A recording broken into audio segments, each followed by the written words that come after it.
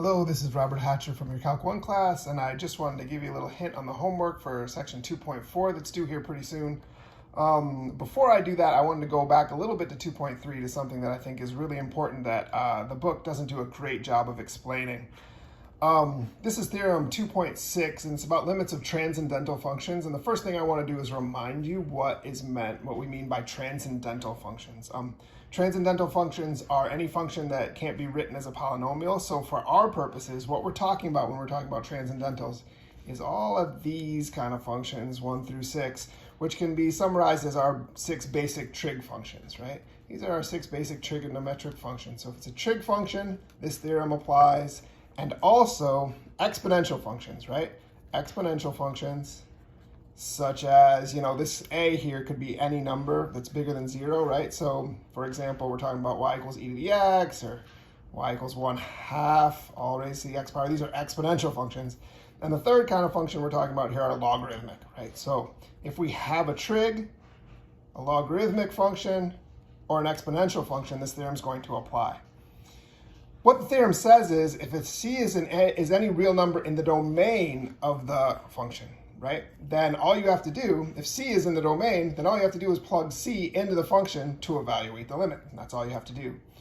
What I think this theorem leaves out a little bit is what if c is not in the domain of that transcendental function, right? What if c is outside the domain? And this is actually nice. If c is outside the domain, what this theorem also sort of implies is that if it's not in the domain, then the limit actually doesn't exist, right? So we know a lot of these trig functions, the domain of sine, well, that's all real numbers. So this will work for any number c because all real numbers is the domain of sine. Same for cosine. But we know that at certain places, tangent has an asymptote.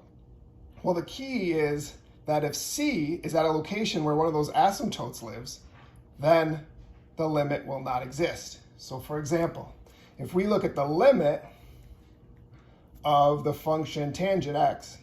So we're looking at our tangent function. And we let x be approaching pi over 2. Then remember that tangent does not exist at pi over 2. Tangent's undefined. That's where an asymptote is. So we know since tangent of pi over 2 is undefined, then we also know that this limit does not exist. And this applies to all of these kind of functions, all of these transcendental functions.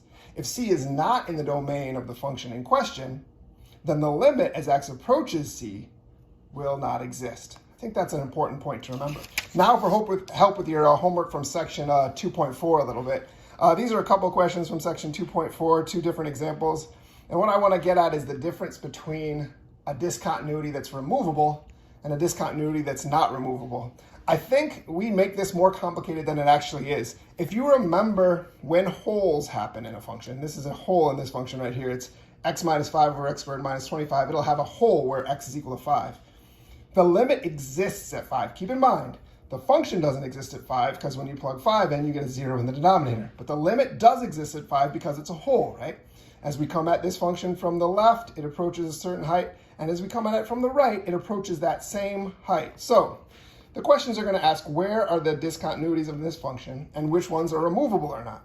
Well, that one's removable, and the reason we say it's removable is because if you filled in that one point where the hole is, then the function would be continuous. There's also a discontinuity in this function at -5, because of course if you put -5 into the function, you'll get a 0 in the denominator also. And so there's going to be a discontinuity there for sure. It's an asymptote. Well, at this point, there's no way you can fill in just one value to make that be continuous, right? There's infinitely many points there. These don't connect in any way. So the point is that this function is discontinuous at x equals 5 and also discontinuous at x equals -5, but at x equals 5, we say that the discontinuity is removable. And that's just because it's a hole. So if you remember from pre-calculus or any algebra class you've had before, when holes exist, those discontinuities will be removable. And also don't forget that it being a hole means that the limit exists there.